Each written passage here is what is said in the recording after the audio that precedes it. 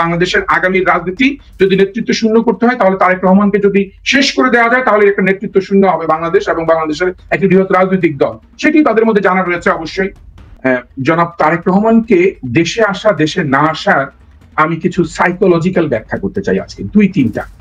আসসালামু আলাইকুম জনাব নয়ন বাঙালি, আপনাকে স্বাগত জানাচ্ছি আমাদের আজকের অনুষ্ঠানে। আপনি কেমন আছেন? ওয়ালাইকুম আসসালাম নাজমুস সাকিব, আমি খুব ভালো আছি। আপনাকে ধন্যবাদ আমাকে আমন্ত্রণ জানানোর জন্য। জি, আপনাকেও ধন্যবাদ। তো আজ আমরা যে বিষয়টা নিয়ে আলোচনা শুরু করতে চাই নয়ন বাঙালি, সেটা হচ্ছে আপনি দেখতে পাচ্ছেন যে হাসিনার আমলে একভাবে বাংলাদেশটাকে বিভক্ত করা হতো, বলা হতো মুক্তিযুদ্ধের পক্ষের শক্তি, মুক্তিযুদ্ধের বিপক্ষের শক্তি। এখন আবার হাসিনা চলে যাওয়ার পরে আমাদের এই স্বাধীন বাংলাদেশে আমরা দেখতে পাচ্ছি যে ওই একই রকম কায়দাতে আমরা দুই ভাগে ভাগ হয়ে গিয়েছি। একটা হচ্ছে নির্বাচনের পক্ষের শক্তি, একটা হয়ে গেছে নির্বাচনের বিপক্ষের শক্তি। একটা হয়ে গেছে তথাকথিত সংস্কারের পক্ষের শক্তি, আর একটা বলা হচ্ছে যে অত সংস্কার আমাদের দরকার নেই। এরকম দুই ভাগে আমরা ভাগ হয়ে গিয়েছি, এটা একদম স্পষ্ট এটা দেখা যাচ্ছে। তো এখন এর মাধ্যমে যেটা হয়েছে যে আমরা দলগুলোর মাঝে একটা বিভক্তি দেখতে পাচ্ছি, যে কিছু দল রয়েছে যারা নির্বাচনটাকে দ্রুত চাচ্ছে, কিছু দল রয়েছে যারা নির্বাচনটাকে একদম চাচ্ছেই না। এখন এই যে দলগুলো নির্বাচন পিছিয়ে দিতে চাচ্ছে, এই রাজনৈতিক দলগুলোর আসলে মতলবটা কি, সেটাই আমাদের আজকের আমরা মূল আমাদের আলোচনার বিষয় হিসেবে নির্ধারণ করেছি। তো আপনার কাছে আমি এটাই জানতে চাই আসলে যে এই যে নির্বাচন যারা পিছিয়ে দিতে চাচ্ছে, এটার পিছনে তাদের উদ্দেশ্য কি বলে আপনি মনে করেন? ধন্যবাদ নাজমুস সাকিব। মূলত আপনার প্রশ্নটা হচ্ছে যে বাংলাদেশটার আগে যেমন বিভাজনের রাজনীতি ছিল বাংলাদেশে, বর্তমানেও সেই বিভাজনের রাজনীতিটাই বিদ্যমান রয়েছে। আগে হয়তো বিভাজনের দৃষ্টিটা ছিল ভিন্ন, চেতনার পক্ষে, মুক্তিযুদ্ধের বিপক্ষে, বিভিন্ন ইস্যুতে বাংলাদেশের মানুষকে বিভাজিত করা। এখন বিভাজনটা মানুষের মধ্যে নাই, এখন বিভাজনটা রাজনীতির সাথে সম্পৃক্ত যারা এবং রাজনৈতিক দলগুলোর সাথে। এখন এই বিভাজনটা তিনটি বিষয়ে মানুষের সামনে উপস্থাপন করা হয়। একটি হচ্ছে নির্বাচনের বিষয়, দ্বিতীয় হচ্ছে সংস্কার এবং তৃতীয় হচ্ছে বিচার, এবং তিনটাই গুরুত্বপূর্ণ। যেহেতু তিনটি বিষয় গুরুত্বপূর্ণ এবং তিনটি বিষয়কে সবাই আমরা মুখোমুখি দাঁড়া করার চেষ্টা করি এবং এগুলো নিয়ে আমরা বিস্তর 10টি মাস আলোচনাই করে যাচ্ছি। নির্বাচন বনাম সংস্কার, নির্বাচন বনাম বিচার, বিচার বনাম সংস্কার, সংস্কার বনাম নির্বাচন, সব মিলিয়ে আমরা একটা এমন ধরনের ডিভিশন তৈরি করতে চাচ্ছি যেটি যাতে মানুষের মধ্যেও তৈরি হয়, মানুষ যাতে সেই জায়গায় নিয়ে আসে। তা মানুষ কার? মানুষ হচ্ছে যারা বিভিন্ন দলের রাজনীতি করে, এখন তারাই মানুষ। কারণ আর বাকি যে সংখ্যাগরিষ্ঠ সাধারণ মানুষ, তাদের তো বক্তব্য আপনার শোনার সুযোগ নাই। কারণ এখন যারা রাজনৈতিক দল করে তারাই বক্তব্য দিচ্ছে, তারাই তাদের মতামত প্রকাশ করছে, এবং আমরা অনেকেই যারা বিভিন্নভাবে ন্যারেটিভ দেওয়ার চেষ্টা করি, তাদের বক্তব্যগুলোকে উপস্থাপন করি পক্ষে বিপক্ষে, কখনো কোনো দলের পক্ষে যায়, কখনো কোনো দলের বিপক্ষে যায়। তো সার্বিকভাবে সাদা মাটা হয়ে বিচার করলে এখন মনে হচ্ছে যেন দুটি ভাগে বিভক্ত শিবির, যে কেউ নির্বাচন চায় কেউ চায় না। তবে এমনটি না যে কোনো দলই নির্বাচন চায় না, এখন নির্বাচন চায় কেউ আগে এবং কেউ পরে। ধরেন এই যে লন্ডনের যে বৈঠকটা, যেটি একটা ঐতিহাসিক বৈঠক হয়েছে, বাংলাদেশের সমাধান যাত্রায় একটি বড় দৃষ্টি আমাদের দিয়েছে এবং যেটি আমাদের ভবিষ্যৎকে নির্ধারণ করার জন্য একটা অনেক প্রাণ চঞ্চল একটা পরিবেশ দিয়েছে, বাট সেটিও কিন্তু অনেকের কাছে কিন্তু ভালো লাগে নাই। যে কেন হয়েছে এই বৈঠক, কি দরকার ছিল, আমাদের সাথে হয় নাই কেন, কিংবা এই বৈঠকে কি কি কারসাজি আছে, এই বৈঠকের নেপথ্যে কি কি কারণ আছে, কি কি ষড়যন্ত্র আছে। মানে যে কোনো পজিটিভ কাজেরও কিন্তু একটি ষড়যন্ত্র খোঁজা হচ্ছে। তার মানে একটা ষড়যন্ত্রটা হচ্ছে খুঁজে বেড়ানোই হচ্ছে একটি কাজ, যে কারণেই মানুষের মধ্যে দ্বিধাদ্বন্দ্বটা বাড়ে এবং বাড়তেই থাকবে। আমরা ওই যে আলোচনাটাই করছি না, সে আলোচনাটাও যদি আমি একটু পজিটিভ পথে না নেই, আমি যদি নিজেই যদি একটা নেতিবাচক পথে নিয়ে যাই আজকের আলোচনাটি, তাহলে আমাদের যারা শোনে কম বেশি তারাও কিন্তু সেই পথেই হাঁটবে এবং তারাও ভাবতে পারে যে না, হয়তো উনার যে ব্যাখ্যা, সে ব্যাখ্যাটি সঠিকই ছিল, যে না, লন্ডন বৈঠকটি আমাদের মধ্যে অনেক ষড়যন্ত্র জন্ম দিয়েছে, এমনটি যদি বলা শুরু করি তাহলে সে বলাটাও কিন্তু, এখন আমি কতটুকু সৎ এই বলার ক্ষেত্রে, কিংবা আমি কতটুকু বাস্তবতা নিরিখে বলতে চাই, সেটি হচ্ছে বড় বিষয়। মনে রাখবেন, এই যারা রাজনীতি করে প্রত্যেকেই একটি ক্ষমতা কেন্দ্রিক রাজনীতি করতে চায়, ক্ষমতায় যাওয়ার জন্য, ক্ষমতার পাশাপাশি কাছাকাছি, এবং নির্বাচনের প্রশ্ন আসলেই সবার মধ্যে একটা এমপি হওয়ার একটি প্রবণতা, জাতীয় সংসদে যাওয়ার একটা প্রবণতা, এবং সেখানে কে যেতে পারবে কে পারবে না, যদি না পারে তাহলে পিছাইলে যদি কিছুটা সময় পাই, সময় পেয়ে যদি তৈরি করতে পারি সেটি হোক, কিংবা আরেকজন যাতে নির্বাচিত না হয়ে আসে সেটি একটি প্রবণতা।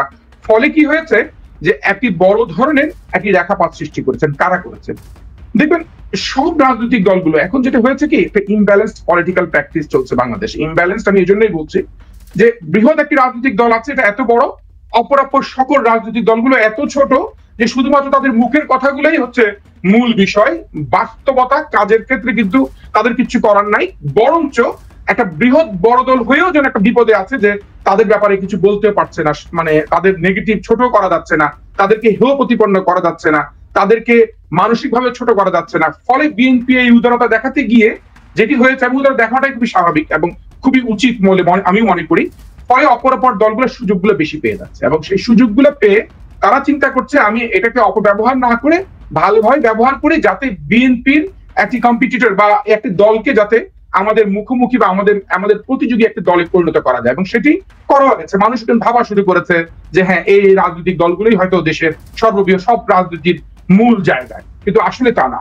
ধরেন জামায়াত এবং এনসিপি নিয়ে তো বেশি কথা উঠে। যদি আপনি সোজাই প্রশ্নটি তুলেন যে জামায়াত এবং এনসিপি সহ তাদের একটা তাদের সাথে যুক্ত হওয়া আরো কিছু দলগুলো তারা এখন কি চায়, তারা ঐক্যমতের যে সংস্কারের যে দাবিগুলো যে গতি পাচ্ছে এখন, সেই গতিটা তারা বাধাগ্রস্ত করতে চায় কিনা, তারা এখন কি চায়, তারা কি এই নির্বাচনের পূর্ব মুহূর্তে এমন কোনো বিষয় উপস্থাপন করবে কিনা যে বিষয়গুলো যদি উপস্থাপন করা হয় তাহলে মনে হয় যেন নির্বাচনটা পিছানোর সুযোগ তৈরি হবে।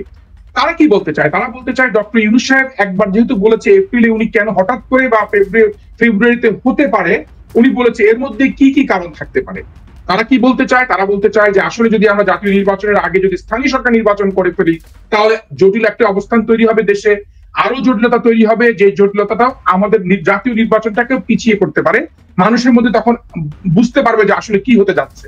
কারণ যদি স্থানীয় সরকার নির্বাচনের ব্যাপারে জামায়াতের আরেকজন অ্যাডিশনাল সেক্রেটারি জেনারেল কয়েকদিন আগে বললো, এনসিপি তো প্রায় বলে যাচ্ছে, সেখানে এতগুলো আসনে নির্বাচন করা মানে এত যে ইউনিয়ন পরিষদের নির্বাচন, ইউনিয়ন পরিষদের মেম্বার, চেয়ারম্যান, উপজেলা, পৌরসভা, যেটাই হোক, যে ফরম্যাটের জাতীয় নির্বাচন, স্থানীয় নির্বাচন হোক, মানে যেটাই আগে শুরু করুক, সেখানে অনেক ধরনের প্রবলেম তৈরি হবে। যেখানে ফ্যাসিস্ট সরকারের কিছু লোকজন যারা হয়তো মনে মননে অন্তরে ভালোবাসে হাসিনাকে কিংবা হাসিনার চেতনাকে, তারাও স্বতন্ত্র প্রার্থী হিসেবে বা প্রার্থী সেখানে দাঁড়াতে পারে। ফলে এখানে একটা সামাজিক বিশৃঙ্খলা তৈরি হবে। এট দ্য সেম টাইম তাদের মধ্যে তৈরি হতে পারে যে না, আমরা যদি আগেই স্থানীয় সরকার নির্বাচন করে ফেলতে পারি তাহলে বিএনপি যদি ক্ষমতায় চলে আসে তাহলে তারা তাদের ক্ষমতা দিয়ে স্থানীয় সরকারগুলো তাদের মতো করেই তারা সাজিয়ে ফেলবে, এর আগে এটাই করে ফেলা উচিত। এখন আরেকটি ডিবেট তৈরি হতে পারে যে আসলে আমরা ভবিষ্যতে কি স্থানীয় সরকার নির্বাচন এবং জাতীয় নির্বাচন সবগুলোই কি অন্তর্বর্তীকালীন সরকার যদি নাও থাকে তত্ত্বাবধায়ক সরকারের অধীনে নির্বাচন করাবো কিনা। কারণ আমরা তো সবসময় একটি ভয় কাজ করেই যে সরকারের ক্ষমতায় থাকে প্রশাসন তার কথা শুনে, খুবই স্বাভাবিক শুনবে, এবং প্রশাসন যখন তার কথা শুনে নির্বাচনকে যেভাবে হোক ম্যানিপুলেট করা যায়, নির্বাচনের প্রভাব বিস্তার করা যায়, এবং নির্বাচনের প্রভাব বিস্তার করলে তাহলে যে দল ক্ষমতায় থাকে তাদের লোকজন নির্বাচিত হবে, ফলে দেশে ব্যালেন্সড একটা পলিটিক্যাল প্র্যাকটিস তৈরি হবে না। এই ভাবনা থেকেও তারা যদি এগুলো উত্থাপন করে তাহলে একটি জটিলতা তৈরি হতে পারে। দ্বিতীয়ত যেটি হচ্ছে যে আমাদের ঐক্যমতের যে বিষয়গুলো ধরেন আছে, 70 অনুচ্ছেদ নিয়ে হয়তো আমাদের এখন কোনো কথা নাই, সবাই একমত হয়েছি। তারপরে হয়তো দ্বিকক্ষ বিশিষ্ট পার্লামেন্ট নিয়েও অনেকের মধ্যে একমত হয়েছে যে হ্যাঁ, 100 সদস্য যদি উচ্চ কক্ষে আপার হাউসে আসে এবং যদি প্রপোর্শনাল সিস্টেমেও যদি ওদের নির্বাচিত হয়, সিস্টেম তৈরি হয় 3:1 বেসিসে, কিংবা আরো যদি আমরা দেখি যে নারী আসন আরো 100টি বেড়েছে 500, সেখানে 500 জনের মধ্য থেকে আবার নির্বাচিত করে কিভাবে রাষ্ট্রপতি নির্বাচন হবে, রাষ্ট্রপতির ভারসাম্যের ক্ষেত্রে কতটুকু, সব প্রস্তাবগুলো কিন্তু আমি পজিটিভলি দেখি, এবং সব প্রস্তাবগুলোর যে আলোচনা হচ্ছে সে আলোচনাগুলো বাংলাদেশের জন্য খুবই পলিটিক্যালি পজিটিভ প্র্যাকটিস, এবং যে প্র্যাকটিসটা ধারা থাকুক। কিন্তু এগুলোর মধ্যে যদি কোনো কারণে কারোর মধ্যে যদি সন্দেহ তৈরি করে যে না, এগুলোকে আমরা আরো বেশি মাত্রায় জটিল করে আমরা আরো সময় নেই, তাহলে সময় নিলে আমরা অনেক কিছু করতে পারবো। মনে রাখতে হবে যে ইউনূস সাহেবের যে পলিটিক্যাল বা উনার যে স্টাইল, পলিটিক্যাল ফ্রেমের যে স্টাইল, যেহেতু উনি এখন আপনি পলিটিক্স করে না বলা যাবে না, কারণ উনি এখন পলিটিক্স এর মধ্যেই আছে, কারণ দেশের রাষ্ট্র শাসন ব্যবস্থা চালানোর দায়িত্বে যিনি রয়েছেন উনি সকল পলিটিশিয়ানদের এখন উনি পরিচালনা করছেন বাংলাদেশে। এবং সর্বশেষ এই সাক্ষাৎকার উনার বলে দেয় উনার ফরম্যাটটা কি।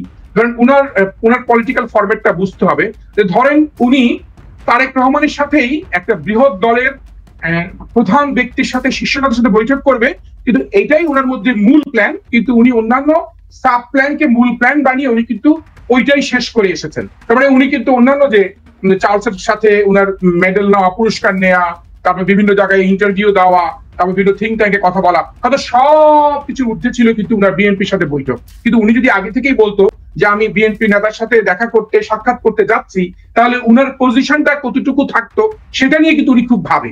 এবং ডক্টর ইউনূস সাহেব কিন্তু উনার পজিশনকে ঠিক রেখে একটা পলিটিক্যাল ফ্রেম তৈরি করেছেন, এবং সেই ফ্রেমটাকে বুঝে অপরাপর সকল রাজনৈতিক দলগুলো কিন্তু রাজনীতি করা উচিত। কারণ উনি কিন্তু ড্রাইভিং সিটে আছেন, এবং ড্রাইভিং সিটে থাকার কারণে বিএনপি যেটা বুঝতে পেরেছে, বিএনপি সমঝোতার রাজনীতি করেছে কিভাবে দেশটাকে একটা অস্থিতিশীল পর্যায় থেকে যাতে স্থিতিশীল পর্যায়ে চলে আসে, দেশটা যাতে একটা গণতন্ত্রের পথে নিয়ে যাওয়া হয়, দেশটা যাতে এমনটি না হয় আমরা আমাদের দেশটাকে যাতে বোঝাই বা বিশ্বে যে না এটা একটা মৌলবাদী রাষ্ট্র তৈরি হচ্ছে, যেটি বোঝানোর চেষ্টা করা হয়েছে দীর্ঘ 16-17 বছর চেষ্টা করা হয়েছে।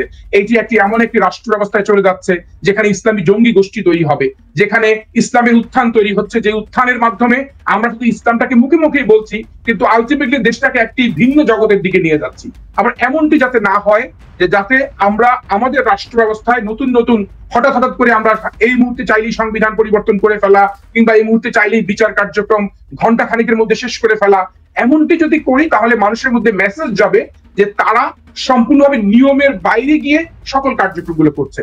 আমার প্রশ্ন হচ্ছে এই নির্বাচনের যে বিভাজন, সেই বিভাজনটা অনেকটা পলিটিক্যাল বিভাজন, এবং পলিটিক্যালি প্যাট্রোনাইজ করা বিভাজন, এবং সেই বিভাজনটা ইন্টেনশনালি করা, যে ইন্টেনশনটা আমি মনে মনে ভাবি যে আমি তো এখন নির্বাচিত হতে পারবো না, যেহেতু আমি নির্বাচিত হতে পারবো না, আমি যেহেতু রাষ্ট্র ক্ষমতায় থাকতে পারবো না, এবং এই ইন্টেরিয়াম সময় আমার কথাগুলো মানুষ শুনছে, যখন নতুন সরকার আসবে তখন নতুন প্রেক্ষাপট তৈরি হবে, নতুন নতুন মানুষ রাষ্ট্রের দায়িত্বে থাকবে, নতুন নতুন মানুষ মন্ত্রণালয় চালাবে, তখন হয়তো আমি একটা অবাঞ্ছিত মানুষ হয়ে যাব। এই ভাবনাটা কিন্তু অনেকের মধ্যে রয়েছে, এবং তারা যখন ভাবে যে আমরা তো অবাঞ্ছিত হয়ে যাব, কিংবা আমরা আমাদের পরিস্থিতি সেই অবস্থানটা মানুষের কাছে গ্রহণযোগ্য থাকবে না ওই সময়, অতএব এখন থেকে যদ্দূর পারি এটাকে পেছানোর ক্ষেত্রে এই কথাগুলি, এবং এই কথাগুলো বলতে গিয়েই তারা ধরেন কখনো বলতে চায় যে না নির্বাচন কমিশনটাকেও ঢেলে সাজাতে হবে, তাহলে এই নির্বাচন কমিশনটাকে ভেঙে ফেলতে হবে। নতুন এইসব কথাগুলো বলার মূল কারণটা হচ্ছে যে তারা নির্বাচনটাকে পিছিয়ে দেওয়ার মতলব, আপনি যেটা প্রশ্নটি করেছেন সেটি কিন্তু রয়েছে, এবং এই পিছিয়ে দেওয়ার মতলবটা রয়েছে, এটা কোনো ইতিবাচক রাজনীতি না। কারণ আপনাকে অবশ্যই একটি গণতান্ত্রিক পরিবেশ তৈরি করার জন্য আপনাকে নির্বাচন দিতেই হবে, এবং আপনাদের ঐক্যমতের সংস্কার বা ঐক্য কমিশনের যে সংস্কার করছে সেগুলোকে একসাথে বসে কাজ করার কিন্তু বিস্তর সময় রয়েছে, এখনো 5-6 মাস, হাতে 6 মাসের বেশি সময় রয়েছে। এই সময়গুলোতে কিন্তু সবাই মিলেই এখন আমি এটাই বুঝি না, আমি এটা শুধু যে ওই ছোট ছোট রাজনৈতিক দলে রয়েছে, বৃহৎ রাজনৈতিক দলে অনেকের মধ্যে রয়েছে যে আমি অনেককেই শুনেছি সে হয়তো মনোনয়ন পাবে না, নির্বাচন করতে পারবে না, তখন তার মধ্যে একটা বিভ্রান্তি কাজ করে যে না, যে প্রার্থী তার বিরুদ্ধে সেই অপপ্রচার করে তার দলেরই, এবং দেখা যাচ্ছে যে সে নিজের দলের বিরুদ্ধে অনেক সময় কথা বলতে চায় বিভিন্ন ভাবে, এবং পাশাপাশি তার মধ্যেও একটা তৈরি হয় একটা ষড়যন্ত্র, মানে এটা একটা বড় দলের কথাও বলছি আমি, যে বড় দলের মধ্যেই হয়, সেখানে ছোট ছোট দলগুলো তারা এই ভাবনাটা ভাবতেই পারে। ফলে আমাদের মননের মধ্যেই আমাদের মজ্জায় এমনটি রয়েছে যে আমরা এমপি না হওয়া পর্যন্ত বা আমরা ক্ষমতায় না গেলে অন্য কাউকে যেতে দেখতে চাই না। এটাই হচ্ছে আমাদের মূল প্রবলেম, এবং এই মূল প্রবলেমটাই আমাদের উত্তরণ দরকার। কারণ রাজনীতিটা আমাদের সবার মধ্যে, রাজনীতিটা ক্ষমতা কেন্দ্রিক হওয়াটাই হচ্ছে মূল সমস্যা। এই সমস্যা উত্তরণ যদি করতে না পারি তাহলে কি হবে, আমাদের মধ্যে এই সমস্যা আরো জটিল আকার ধারণ করবে। এবং আমার আহ্বান থাকবে, আমাদের আজকের বয়ানের মাধ্যমে বলার উদ্দেশ্য হচ্ছে আমরা রাজনীতিটা শুধুমাত্র ক্ষমতা কেন্দ্রিক চিন্তা না করে যদি একটু অন্যমুখী চিন্তার দিকে নিয়ে যেতে পারি, আমরা যারা কথা বলি বা আমরা যারা কথা বলতে চাই সেই ধারাটা নিয়ে আসতে পারি, তাহলে আমার মনে হয় এই প্রবলেমগুলো খুব উত্তরণ হবে এবং গণতান্ত্রিক প্রক্রিয়া তৈরি হবে, এবং গণতান্ত্রিক ধারার মধ্যেও আমরাও কোনো না কোনো ভাবে যুক্ত থাকতে পারবো। কথা শোনা যাচ্ছে না, আমি শুনতে পাচ্ছি না। হ্যাঁ, অসংখ্য ধন্যবাদ নয়ন বাঙালি। আমরা পরবর্তী প্রসঙ্গে আমরা যেটা যাবো সেটা আমাদের একজন দর্শক তার একটা মন্তব্য দেখতে পাচ্ছি যে ভাই আপনাদের লাইভে আপনারা ইরান ইসরায়েল নিয়ে কিছু বলেন। তো আমরা এই বিষয়টা নিয়ে আলোচনা করব যে ইরান এবং ইসরায়েল আসলে তারা যুদ্ধ করছে সেটা তো এখন বলা যায় না, এখন বলা যায় যে আসলে ইরানের সাথে মার্কিন যুক্তরাষ্ট্র যুদ্ধ করছে ইসরায়েলের পক্ষ হয়ে। তো এখন এই যে এই যুদ্ধ যেটা হলো, আমরা যেটা দেখতে পেলাম যে আসলে 3টি নিউক্লিয়ার যে ফ্যাসিলিটিস রয়েছে ইরানে, সেখানে যুক্তরাষ্ট্র একটি হামলা করে দাবি করেছে যে তাদের পরমাণু বানাবার যে সক্ষমতা সেটা একদম তারা ধ্বংস করে দিয়েছে। কিন্তু মূল বাস্তবতাটা হচ্ছে এগুলো তো আসলে ক্লাসিফাইড ইনফরমেশন, আমরা তো আসলে জানি না যে প্রকৃতপক্ষে সেখানে তাদের কতটুকু সক্ষমতা ছিল বা কতটুকু তারা আসলে অ্যাকচুয়ালি ডিস্ট্রয় করতে পেরেছে। তো সেজন্য যুক্তরাষ্ট্র তারা তো তাদের পক্ষ থেকে ক্লেইম করতে পারে, নানা ধরনের ক্লেইম তারা করবে যে তারা 3টি সাইট একদম ধ্বংস করে দিয়েছে, কিন্তু প্রকৃতপক্ষে আসলে কতটুকু ড্যামেজ হয়েছে বা কতটুকু আসলে ইরান ড্যামেজ এড়াতে পেরেছে, এগুলো তো আসলে ক্লাসিফাইড ইনফরমেশন বা ইরানিয়ান অফিসিয়ালস যারা রয়েছেন তারাই প্রকৃত সত্যটা বলতে পারবে। কিন্তু এ নিয়ে দেখা যাচ্ছে কি যে সামাজিক যোগাযোগ মাধ্যমে অনেকে এটাকে তৃতীয় বিশ্বযুদ্ধ শুরু হয়ে গিয়েছে, একেবারে বিশ্ব ধ্বংস হয়ে যাবে, এভাবে নানাভাবে পোর্ট্রে করছে। কিন্তু আমাদেরকে আসলে বিষয়গুলোকে একটু নির্মমভাবে বিশ্লেষণ করতে হবে যে আসলে প্রকৃত ঘটনাগুলো কি ঘটছে। যেমন আজ আপনার ইউএস ডিফেন্স সেক্রেটারি মিস্টার পিট হেগসেথ তিনি বলেছেন যে আমাদের মানে মার্কিন যুক্তরাষ্ট্রের কোনো পরিকল্পনা নেই ইরানের রেজিম চেঞ্জ করার ক্ষেত্রে, বা এই যুদ্ধটাকে আমাদের আরো ভায়োলেন্ট ওয়েতে আরো সামনে এগিয়ে নিয়ে যাওয়ারও কোনো ইচ্ছে বা আগ্রহ নেই। অর্থাৎ এই যে মার্কিন যুক্তরাষ্ট্র তারা কিন্তু বলেই দিচ্ছে যে তাদের আসলে, আমরা অনেকে যে বলছি যে রেজিম চেঞ্জ করবে তারা, অথবা তারা এটাকে আরো প্রলং করবে, ওই ধরনের সম্ভাবনা কিন্তু দেখা যাচ্ছে না, অন্তত তাদের কথা বা টোনে ওটা মনে হচ্ছে না। কিন্তু তারপরে মানুষের মাঝে একটা অবিশ্বাস থাকে মার্কিন যুক্তরাষ্ট্রকে নিয়ে, কারণে যে ট্রাম্প 2 সপ্তাহের সময় চেয়েছিল, কিন্তু সেই 2 সপ্তাহের সময় চাওয়ার পরেও কিন্তু সে তার কথা রাখেনি, সে একটা অতর্কিত একটা হামলা সে চালিয়ে দিল। কিন্তু তো সবকিছু মিলিয়ে আসলে এই ইরান, ইসরায়েল এবং মার্কিন যুক্তরাষ্ট্র তাদের এই যে 3টি দেশ, তারা যেটা পরিস্থিতির দিকে পুরো বিশ্বকে নিয়ে যাচ্ছে এটা নিয়ে অনেকেই শঙ্কিত, এবং শঙ্কিত হওয়ার যথেষ্ট কারণও রয়েছে। তো এটার প্রভাব আসলে বাংলাদেশের জন্য বা আমাদের আগামী নির্বাচনের জন্য কি হতে পারে বলে আপনি মনে করেন? ধন্যবাদ নাজমুস সাকিব।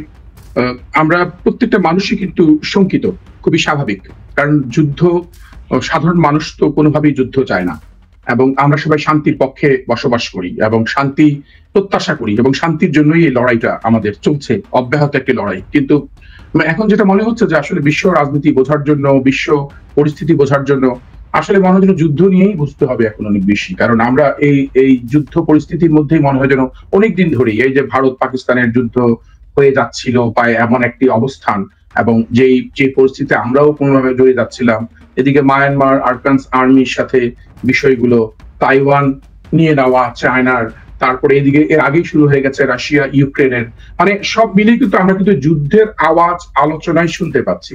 এবং সর্বশেষ মানে যেহেতু এই ইসরায়েলের সাথে যখন ইরানের অবস্থা, মানে ইরান যখন যুক্ত হয়ে গেল এবং তারপরেই যুক্ত হয়ে গেল ইউএসএ, এখন মার্কিন যুক্তরাষ্ট্রের যখনই যুক্ত হওয়া তখনই কিন্তু মানুষের মধ্যে তখনই একটা ভয়ের আরো বেশি জিনিস যুক্ত হয়ে গেল, যে আসলে এই পরিস্থিতি বাংলাদেশের নির্বাচন, যেটা আপনি প্রশ্ন ছিল বিশ্ব পরিস্থিতি নিয়ে বাংলাদেশের নির্বাচন কতটুকু বাধাগ্রস্ত হবে।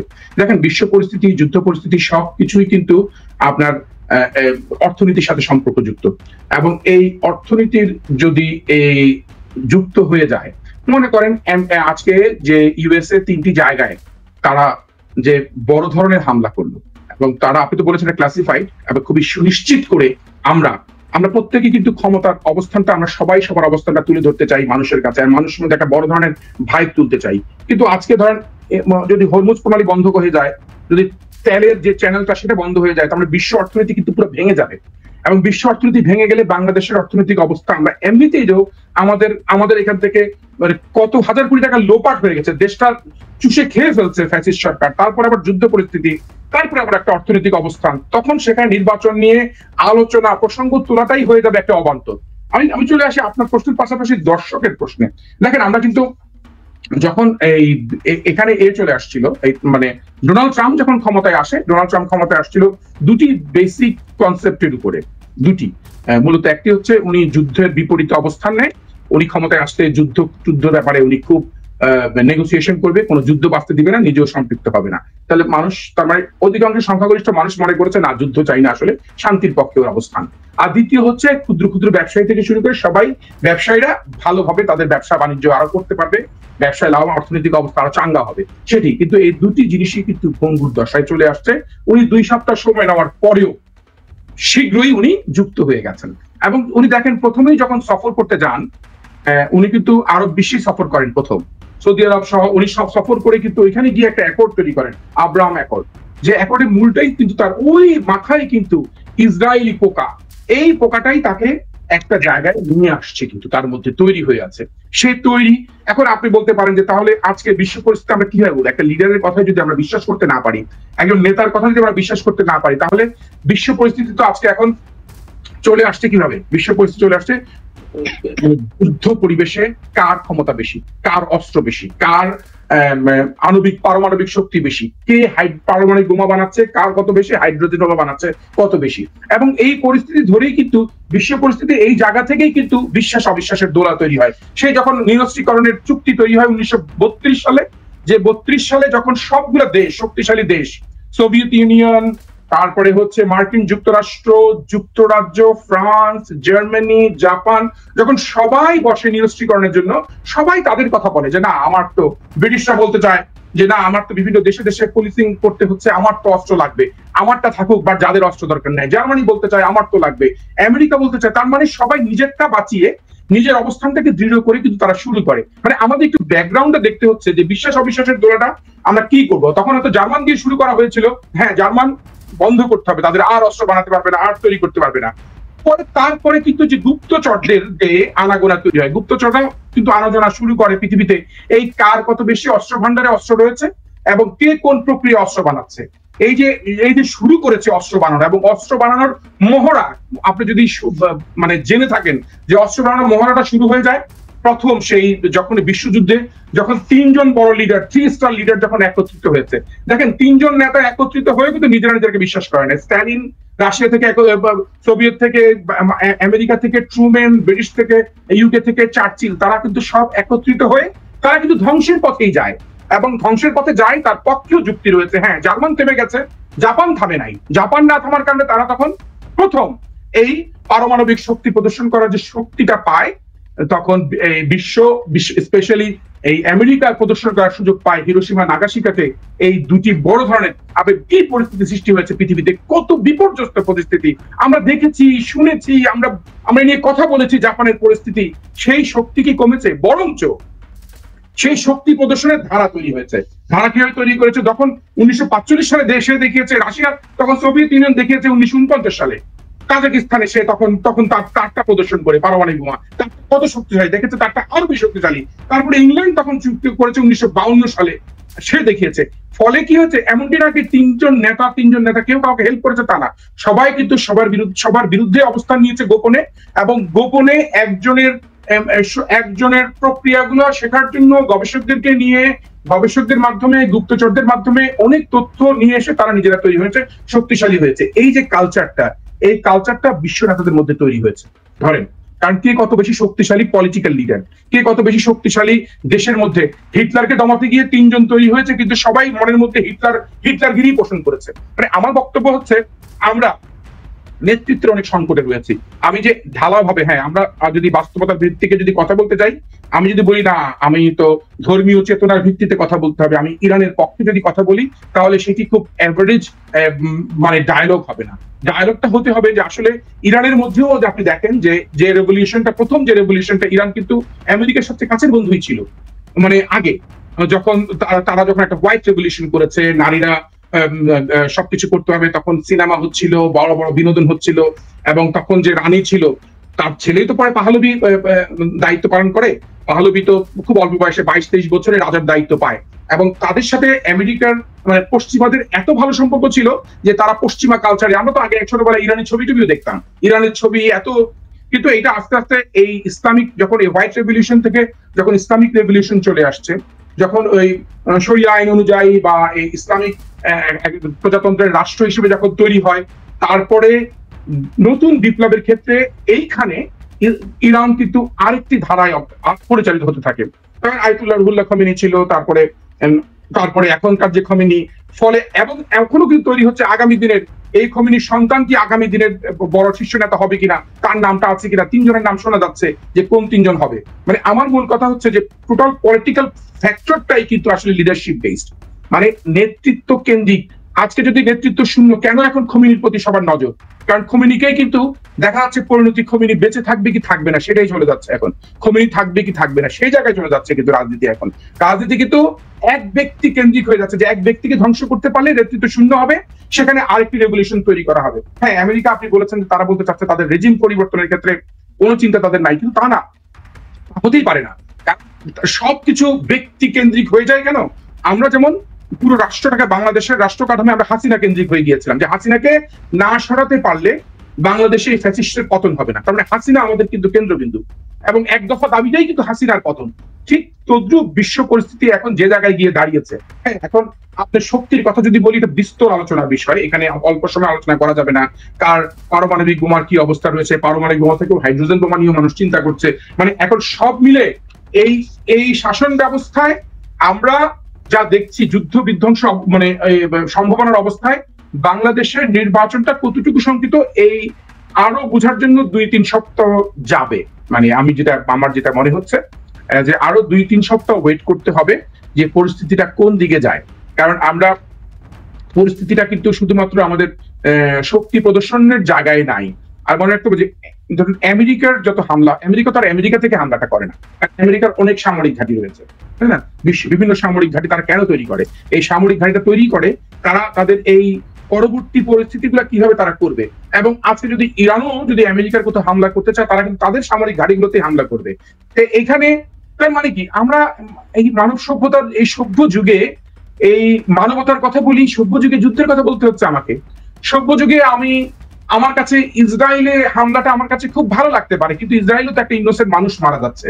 এই সভ্য যুগে ইসরায়েলের যে অমানবিক আচরণ এই প্যালেস্টাইনদের বিরুদ্ধে করে যাচ্ছে দীর্ঘদিন ধরে, আজকে গাজার অবস্থা, সেগুলো নিয়ে মানে আমরা কিন্তু সয়ে গেছে আমাদের, তাই না? আমাদের সয়ে গেছে মানে কি, আমরা খুব বড় বড় গলায় কথা বলি যে গলাটা আমাদের বড় হওয়ার কথা না, আমাদের মাথা নুয়ে থাকার কথা যে আসলে কি হতে যাচ্ছে এই পৃথিবী, এই বিশ্ব পরিস্থিতি কোন দিকে যাচ্ছে। মানে আমি আপনার প্রশ্নের উত্তর খুব সাদামাটা দিতে পারছি না এখন, যে বিশ্ব পরিস্থিতি মানে খুবই আনপ্রেডিক্টেবল এখন, মানে এই মুহূর্তে। কারণ আপনি প্রেডিক্ট করতে পারবেন না, কারণ পরিস্থিতি আসলে যারা অবস্থান করছে তারাই বুঝতে পারে। এখন তেহরানই এখন 2 ভাগে বিভক্ত হয়ে গেছে। তেহরানের বিষয়, তাদের ইন্টারনাল বিষয় রয়েছে, তারা তাদের পরিস্থিতি কোন জায়গায় গিয়ে থাকে, তাদের অনেক অনেক বড় বড় ব্যক্তিদেরকে খুঁজেও পাওয়া যাচ্ছে না, এবং সব মিলিয়ে একটা জটিল অবস্থা। ফলে আমি মনে করি আমাদের অপেক্ষা করতে হবে মানে কিসের জন্য, আসলে আমরা আসলে কি চাই, আমরা কিন্তু আমরা কি চাওয়ার জন্য অপেক্ষা করছি, সেটি হচ্ছে সবচেয়ে বড় ব্যাপার। এনিওয়ে আমি মনে করি নির্বাচনের বিষয়ে যদি কথা বলতে হয় তাহলে আরো 2-3 সপ্তাহ ওয়েট করতে হবে বিশ্ব পরিস্থিতি নিয়ে, তারপর আমি মনে করি খুব নিশ্চিতভাবে কোনো কথা বলা যাবে। অসংখ্য ধন্যবাদ নন বাঙালি। তো আমরা অনুষ্ঠানের শেষ প্রান্তে চলে এসেছি। তো শেষ করার আগে আমরা ওই সবসময় যে ইস্যুটা নিয়ে আমরা কথা বলি, বিএনপি প্রসঙ্গে। তো আমরা দেখতে পাচ্ছি যে তারেক রহমান, তিনি বিএনপির ভারপ্রাপ্ত চেয়ারম্যান, এখনো পর্যন্ত তিনি বাংলাদেশে তিনি যাওয়ার বিষয়ে কোনো আমরা আপডেট পাচ্ছি না। এবং প্রধান উপদেষ্টা ডক্টর মোহাম্মদ ইউনূসের সাথে তার যে একটা বৈঠক হলো, সেই বৈঠকের পরেও কিন্তু আমরা ভেবেছিলাম যে হয়তো তারেক রহমানের বাংলাদেশে যাওয়ার ব্যাপারে আমরা একটা নিশ্চয়তা পাবো, কিন্তু সেটাও কিন্তু আসলে দেখা যাচ্ছে না। এবং এখন এটা অস্পষ্ট যে আসলেই তিনি 5ই আগস্টের আগে বাংলাদেশে যেতে পারবেন কি পারবেন না, মানে এটা নিয়ে সংশয় দেখা দিয়েছে। আবার বিএনপি প্রকৃতপক্ষে একটা নির্বাচন আসলে এই সরকারের থেকে ফেব্রুয়ারির মধ্যে আদায় করতে পারবে কিনা, সেটা নিয়েও কিন্তু সংশয় রয়েছে। অর্থাৎ অনেকে ধারণা করছে যে ডক্টর মোহাম্মদ ইউনূস তিনি যেটা প্রতিশ্রুতি দিয়েছেন যে ফেব্রুয়ারি মাসের মধ্যে একটা নির্বাচন হবে, ওটাও কিন্তু অনেকে বিশ্বাস করছে না। তারা মনে করছে যে হয়তো ফেব্রুয়ারি মাসের পূর্বে এমন কোন একটা সিচুয়েশন ক্রিয়েট করা হবে বা টালবাহানা করা হবে যে পরে নির্বাচনটাকে আবার পিছিয়ে দেওয়া হবে। তো এই ধরনের নানা সংশয় বা শঙ্কা এগুলো মানুষের মনে জেগেছে, জাগার যৌক্তিক কারণও রয়েছে। কারণ তারেক রহমানকে এখনো দেশে প্রত্যাবর্তনের বিষয়ে কিন্তু সরকার তেমন কোনো কার্যকরী ভূমিকা রাখতে পারেনি। তো এই বিষয়গুলো নিয়ে আপনার বিশ্লেষণ জানতে চাই। মানে বর্তমান পরিস্থিতিতে মানে বাংলাদেশের মানে সর্ববৃহৎ রাজনৈতিক দলের মানে ক্ষমতা সম্পন্ন ব্যক্তি হয়েছে তারেক রহমান। মানে এখন পরিস্থিতি ওনাকে সর্বোচ্চ জায়গায় নিয়ে গেছে, এবং যে কারণে সবার নজর ওইখানে। এটা দুটি পজিটিভ এবং নেগেটিভ দিক দুইটাই আমি একটু বলি আপনাকে অল্প সময়। খ্যাতির বিড়ম্বনা তো আমরা জানি, খ্যাতির বিড়ম্বনা একটা ছোট্ট গল্প বললে আপনাকে আরো জিনিসটা আরো ক্লিয়ার করা যাবে, তাহলে আমরা কিছুটা কম্পেয়ার করতে পারবো। রবীন্দ্রনাথ ঠাকুর যখন নোবেল বিজয়ী হন, তারপর উনি যখন দেশে ফিরে আসেন, তখন ওনাকে তখন সবাই খুবই স্বাভাবিক, অটোগ্রাফ নেওয়ার জন্য সবাই অস্থিরতা ছিল। তো উনি অটোগ্রাফ দিতে দিতে দিতে দিতে মানে অস্থির, কত অটোগ্রাফ দেয়া যায় সবাই। তারপরে অটোগ্রাফের পাশাপাশি তখন শুরু করলো যে ঠিক আছে অটোগ্রাফের সাথে 2টা লাইনও লিখে দেন, একটা লাইন লিখে দেন। তখন শুধু অটোগ্রাফে সন্তুষ্ট হচ্ছে না মানুষ প্রত্যাশা করা শুরু করলো তার কাছ থেকে 2টা লাইন 3টা লাইন লিখবে। তারপর 2টা লাইন 3টা লাইন, আবার এটা আরো বেশি কষ্টের কাজ, 2টা 3টা লাইন, তারপর সন্তুষ্ট হচ্ছে না। কেউ বলতে চাচ্ছে যে আমি বই বের করবো, এই বিভিন্ন রকম সংকলন বের করবো, সেই সংকলনে আপনার একটা লেখা, আপনার ছোট্ট একটা লেখা আপনি হাতে লিখে দেন, আমরা ছাপিয়ে দিব। সেটির প্রচন্ড ভিড় শুরু হলো। তারপরে এমনকি বিয়ের দাওয়াতেও বলতে চাচ্ছে যে রবীন্দ্রনাথের নাম থাকবে, রবীন্দ্রনাথ আসবে, একটু বলে দেওয়া যে হ্যাঁ আমি এই বিয়েতে আসবো, এই অনুষ্ঠানে আসবো, এই সভায় আসবো, এই ধরনের কথা লিখে দেওয়া। এরপর শুরু হলো যে রবীন্দ্রনাথের মানে ওনার কাছে আসা শুরু করলো যে ঠিক আছে আপনি বিভিন্ন রেফারেন্স দিয়ে দেন, আপনার একটা রেফারেন্স চাই বা আপনার একটা লেটার চাই, যে লেটারে এমনকি আসা শুরু করলো যে আর নোবেল পেতে চান যে আপনি নোবেল কমিটিকে বলে দেন। তো উনি তো আরো অস্থির, কি ভাই কোন বিড়ম্বনায় পড়লাম যে সে নোবেল পেতে চায়, আমার কাছ থেকেও সে একটা লেটার চাচ্ছে। তো এই অবস্থায় উনি তার এখানে যে কর্মচারী ছিল তার আশ্রমে, সেখানে আলু নাম, তা আলুকে সে দায়িত্ব দিল যে এক কাজ করো এখান থেকে বাঁচার জন্য, তখন তো 1 টাকার দাম অনেক, যে আমার এই অটোগ্রাফ নেওয়ার জন্য 1 টাকা করে দিতে হবে সবাইকে, তাহলে যদি এটা কিছুটা ভিড় অনেকটা কমবে, হয়তো যদি অর্থনৈতিক চাপে পড়ে টাকার। তা আলু দায়িত্ব নিল, আলু তো খুবই কড়াকড়ি দায়িত্ব শুরু করলো। তা আলু দায়িত্ব নিতে নিতে এমন হচ্ছে যে তার বিরুদ্ধে এখন আলুর বিচার করতে করতে তার আবার কঠিন দিন চলে যাচ্ছে। আলুর বিরুদ্ধে বিস্তর অভিযোগ আসা শুরু করলো। সে অভিযোগটা কি, আলু হয়তো কোথাও 1 টাকার জায়গায় কারো কাছ থেকে কিছু বেশি টাকা নিচ্ছে, নিয়ে বাকি টাকা রাখছে, 1 টাকা আশ্রমে দিচ্ছে। আবার এমন হচ্ছে যে সে কারো আশ্রমের অনেকের, মানে এমনকি তার ঘরের লোকরাও যদি নিতে আসে সেখানেও সে কড়াকড়ি টাকা ছাড়া নিবে না, আরবি ফলে এমন একটি হযবরল অবস্থা হয়েছে।